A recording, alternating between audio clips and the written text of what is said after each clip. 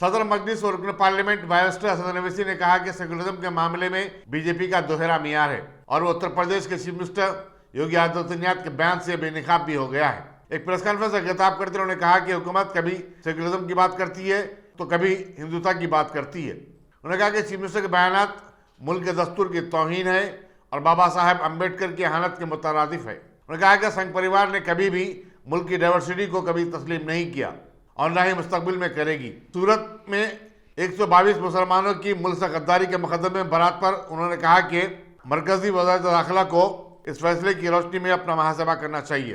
उन्होंने कहा कि यूएपीए का मकसद मासूम लोगों की जिंदगियों को तबाह करना है और सूरत में ऐसा ही हुआ है। मासूम लोग 20 साल तक नाहक परेशान रहे। सदर मजलिस ने विशाखापट्टनम स्टील प्लांट को खांगियाने के फैसले से दस्तबरदारी का मुतालबा किया। उन्होंने कहा कि इस कंपनी को बचाने के लिए 30 से ज्यादा वर्कर्स ने अपनी जानें गंवाई हैं। तब्दीली मजहब पर इम्तना से मुतालिक एक सवाल पर उन्होंने कहा कि किसी भी मजहब का इंतखाब एक फर्द का अपना शख्सी मामला है। उन्होंने कहा कि यह कहना गलत है कि मुसलमानों की आबादी में इजाफा हो रहा है।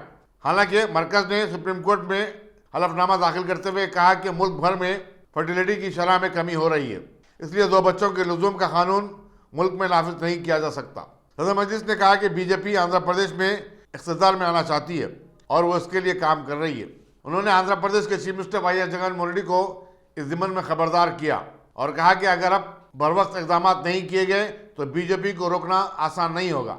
मैं तो सिर्फ वाईएसआरसीपी रूलिंग पार्टी को इतना ही कहूंगा कि बीजेपी पूरी कोशिश करेगी आंध्र प्रदेश में अपनी गवर्नमेंट को बनाने की। चंद्रबाबू नायडू को मैं तो एडवाइस नहीं कर सकता, वो तो आइंस्टाइन है माशाल्लाह से, मगर उनकी पार्टी को बीजेपी पूरा खत्म कर देगी, वो वैक्यूम बीजेपी बैठेगी। तो ये उनको भी सोचना है, बीजेपी खामोश नहीं बैठने वाली है। अगर कोई भी लीडर ये समझ रहा है कि मैं बीजेपी को समझा लूंगा, बीजेपी को रोक लूंगा, ये नहीं होने वाला है। ये बीजेपी आप पे अटैक करेगी, हर तरह से अटैक करेगी और पावर हासिल करेगी। तो ये लोग अगर ऐसा सोच रहे हैं तो हम खाली उनको कॉशन कर सकते। वो तो साहिब, जैसे उर्दू में बोलते हैं, साहिब समझ हैं, अक्लमंद हैं, दानिश्वर हैं, वो सब समझ जाएंगे, मगर ये समझना चाहिए उनको। आप भी हाँ, ये जो सब तमाशे हो रहे हैं उससे क्या कर रहे हैं बीजेपी, फिर क्यों कर रही है सब ये स्टेटमेंट्स जो आ रहे हैं, यही तो इनका मोडस ऑपरेंडी है ना। अगर वहां के पॉलिटिकल जो ऑब्जर्वर है वो भी समझे इस बात को, वो मेरे को एक्सेप्ट करे, बोले यस आप सही बोले। आप देखो तिरुपति का भी पार्लियामेंट इलेक्शन तो नहीं हुआ, इसके साथ जब होगा आप देखो। और इन मामलों की जांच भी होनी चाहिए सर।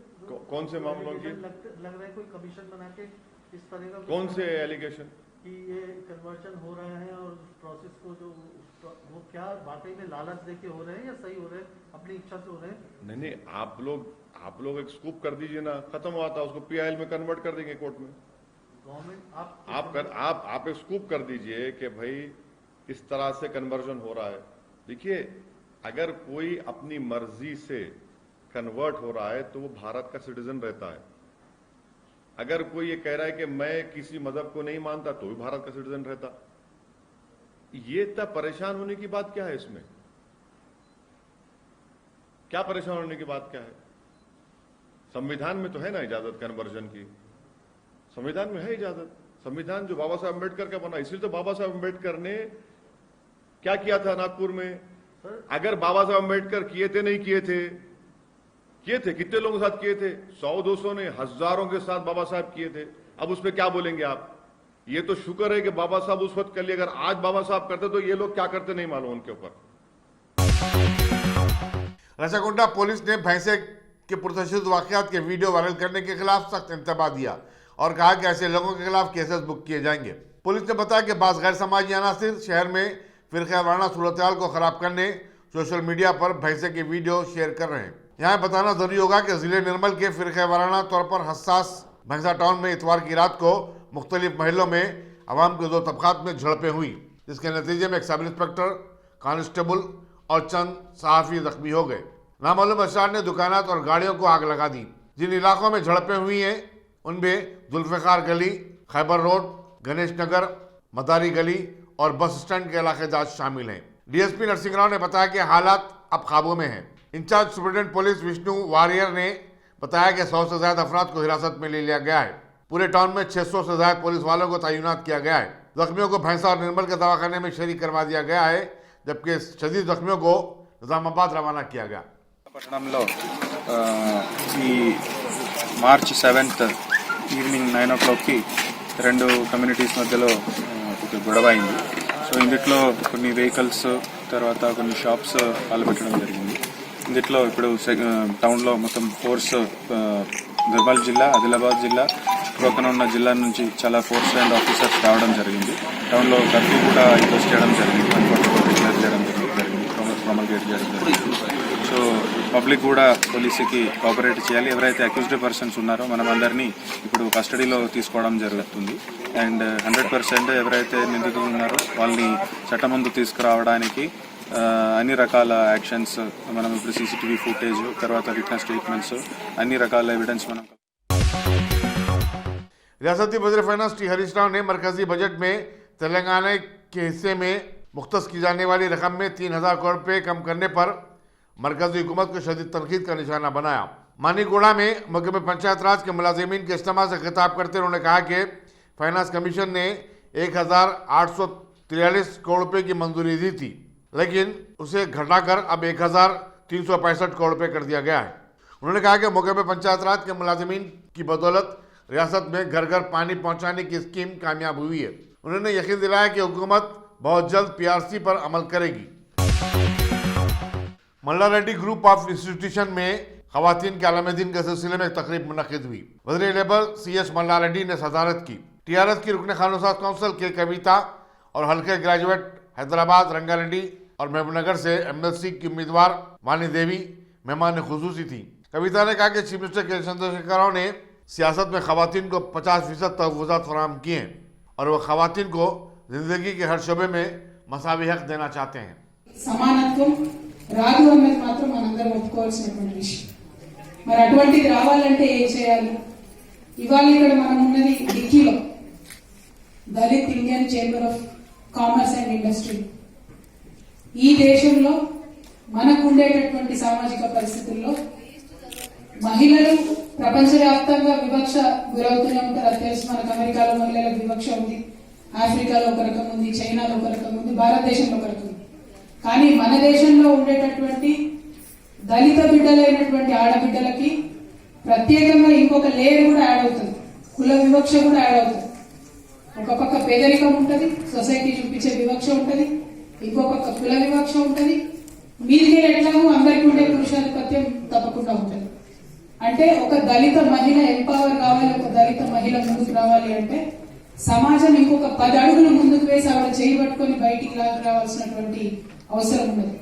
ఇవాళ నేను గర్వంగా చెప్తా ఉన్నాను, 2005లో అన్న నారా గారు పెట్టినటువంటి ఆర్గనైజేషన్ 10 అడుగులు కాదు 100 అడుగులు ముందుకేసి ఒక 150 మంది ఇవాళ ఇక్కడ మహిళా వ్యాపారవేత్తలను తీర్చిదిద్దినారంటే మామూలు విషయం కాదు.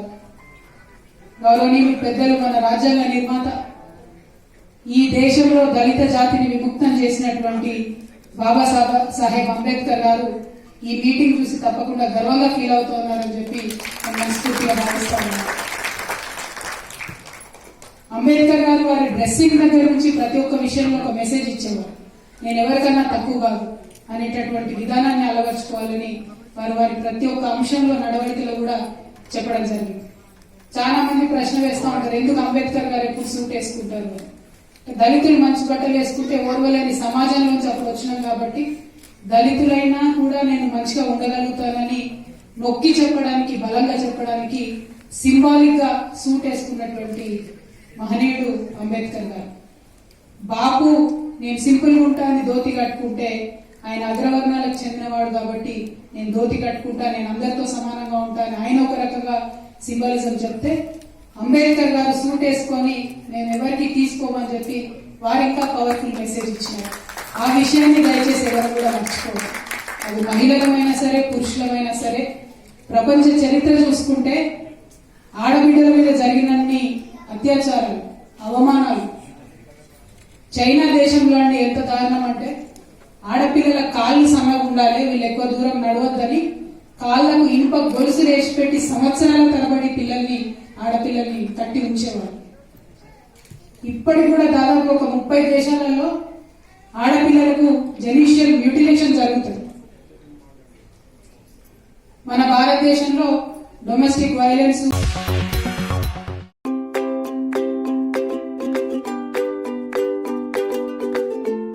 Every child's success story starts here, like a multifaceted diamond. Every student who steps into Success School shines with brilliance, sculptured by teachers polished to perfection. If opportunity does not knock, I will build a door. To us, success comes in cans, not in can'ts. Success is falling 9 times, getting up 10. Some people dream of success, others put their heart and soul into working for it.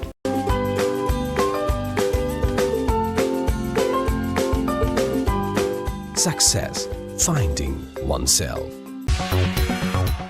यौम आलमी ख़वातीन के मौके पर मशराबाद में मुनक़िदा एक तकरीब में तेलुगु फिल्मी अदाकारा और साबिक़ रुकन पार्लियामेंट विजय शांति ने खातून डॉक्टरों, नर्सों और आशा वर्कर्स को खराज तहसीन अदा किया, जिन्होंने कोरोना वायरस के दौरान नुमाया खिदमत अंजाम दी।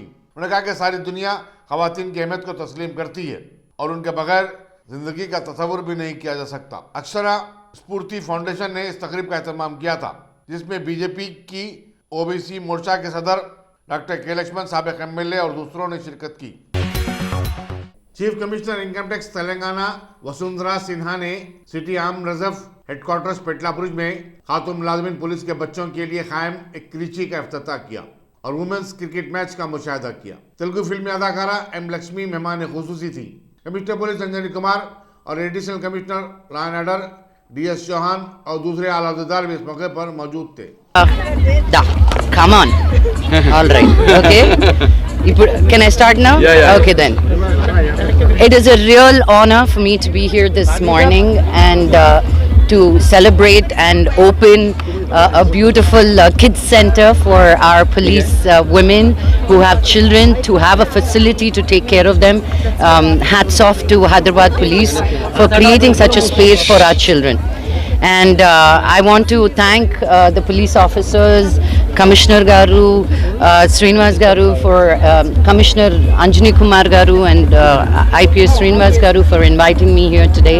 It was a real honor to be here with Vasundhara Sinha ji and to really celebrate women in the police forces on this Women's Day.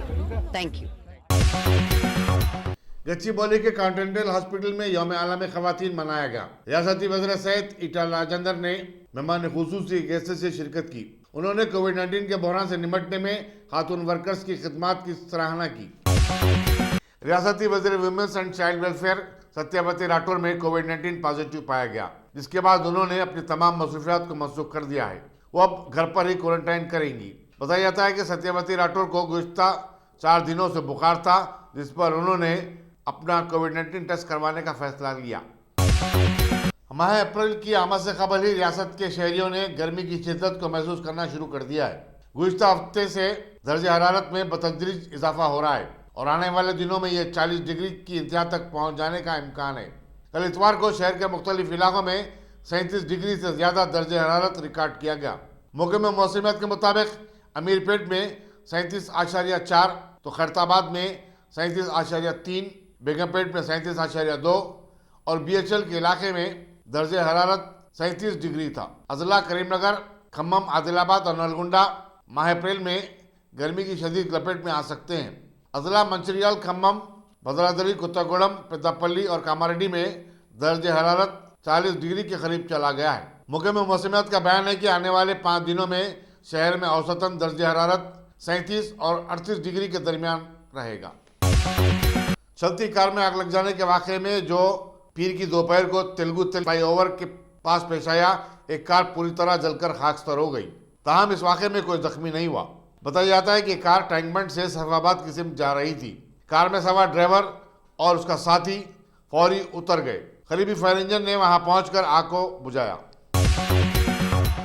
Telangana के मुमताज सामाजिक जहदकार डॉक्टर चिरंजीवी का पीर को एक खानगी हॉस्पिटल में देहांत हो गया। वो 74 बरस के थे। उन्होंने 1972 की अलहदा तेलंगाना तहरीक में सरगर्म हिस्सा लिया था। उनका ताल्लुक जिले वरंगल से था और काकतिया मेडिकल कॉलेज में MBBS की तालीम के दौरान ही अलहदा रियासत की तहरीक से जुड़ गए थे। वो निज़ाम दक्कन मीर उस्मान अली खान के ज़बरदस्त मिद्दाह थे और हैदराबाद की तहजीब को परवान चढ़ाना चाहते थे। चीफ मिनिस्टर के चंद्रशेखर राव, रियासती वज़ीर इंफॉर्मेशन टेक्नोलॉजी KT रामाराव ने डॉक्टर चिरंजीवी के देहांत पर अपने गहरे दुख का इजहार किया है। हल्के ग्रेजुएट वरंगल, खम्मम और नलगुंडे के TRS उम्मीदवार पल्ले राजेश्वर रेड्डी को तुलबा ने काकतिया यूनिवर्सिटी के कैंपस में दाखिल होने की इजाज़त नहीं दी। वो पीर को अपनी इंतखाबी मुहिम के सिलसिले में तुलबा से मुलाकात और उनसे खिताब करना चाहते थे। एहतजाजी तुलबा ने उन पर सवालात की बौछार कर दी और पूछा कि उन्होंने गुज़श्ता 6 साल के दौरान नौजवानों के लिए क्या कारनामे अंजाम दिए। इस मौके पर राजेश्वर रेड्डी के हामी TRS कारकुनों ने वाक़या निगारी के लिए वहाँ मौजूद मीडिया के नुमाइंदों पर हमला कर दिया और बाज़ फोटोग्राफरों के कैमरों को नुकसान भी पहुँचाया। तेलंगाना में गुज़श्ता 24 घंटों के दौरान कोविड-19 के 111 केसेस रिपोर्ट हुए हैं। इस तरह रियासत भर में इस मर्ज के मुतासरीन की तादाद 3 लाख से ज़ायद हो गई है। महकमा सेहत के प्रेस नोट के मुताबिक इसी मुद्दत में कोई अमवात नहीं हुई है। इस तरह मरने वालों की तादाद 1642 ही बरकरार है। यौम आलमी ख़वातीन के मौके पर हज़ारों खातून किसानों ने दिल्ली की सरहदों सिंगू, टिकरी और गाजीपुर में जमा होकर ज़बरदस्त एहतजाज किया। उनका कहना था कि ज़राई शोबे में ख़वातीन का बड़ा हिस्सा होता है। 3 ज़राई क़वानीन के खिलाफ 3 माह से ज़ायद अरसे से जारी एहतजाज के दौरान ये पहला मौका था कि एहतजाजी मुज़ाहरे की क़यादत ख़वातीन ने संभाल ली थी और इस मौके पर मुनक़िदा जलसे से तमाम खातून किसान लीडरों ने ही खिताब किया। यौम आलमी ख़वातीन की मुनासिबत से महाराष्ट्र में हर ज़िले में कोविड-19 वैक्सीन की टीकांदाजी के लिए ख़वातीन के खास 5 मराकज़ कायम किए गए थे। हुकूमत ने बयान किया कि ये मराकज़ एक ही दिन काम करेंगे। पूरी रियासत में 189 ऐसे मराकज़ कायम किए गए थे। थाने में अलबत्ता सबसे ज़्यादा 19 मराकज़ कायम किए गए थे। इसी दौरान महकमा सेहत के ज़राए ने बताया कि रियासत में इतवार को 11,141 नए केसेस रिपोर्ट होने के बाद कोरोना वायरस के जुमला मुतासरीन की तादाद 22,19,717 हो गई है, जबकि 52,478 अफराद फौत हुए हैं। Chief justice S A Bobde की ज़ेर-ए-क़यादत सुप्रीम कोर्ट के एक बेंच ने कहा कि वो ख़वातीन का सबसे ज़्यादा एहतराम करते हैं और अदलिया का विखार बरकरार रखना वकला और बार के हाथ में है। बेंच असमत रेज़ी का शिकार एक 14 साल लड़की के केस की समाअत कर रहा था जो हामिला हो गई थी और अपने 26 हफ्ते के अमल को ज़ाय करने की इजाज़त चाहती थी। बेंच में शामिल जस्टिस AS बोपन्ना और V रामा सुब्रमण्यम ने ये रिमार्क्स ख़वातीन के आलमी दिन के मौके पर किए। असमत रेज़ी के मुल्ज़िम से मुतासिरा लड़की से शादी करने की हालिया तजवीज़ से मुतालिक सुप्रीम कोर्ट के रिमार्क पर अदालतुल आलिया पर शदीद तनकीदें की जा रही हैं और सुप्रीम कोर्ट के बेंच का ये बयान इसी तनाज़ुर में देखा जा सकता है।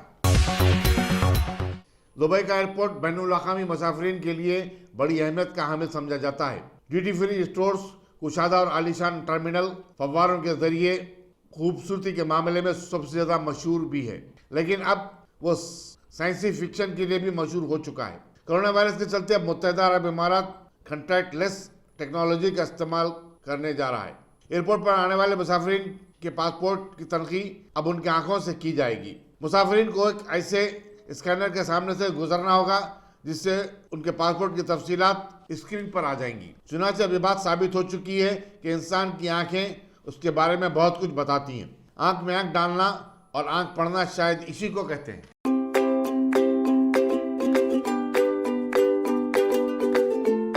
Every child's success story starts here, like a multifaceted diamond. Every student who steps into success school shines with brilliance, sculptured by teachers polished to perfection. If opportunity does not knock, I will build a door. To us, success comes in cans, not in can'ts. Success is falling 9 times, getting up 10. Some people dream of success, others put their heart and soul into working for it.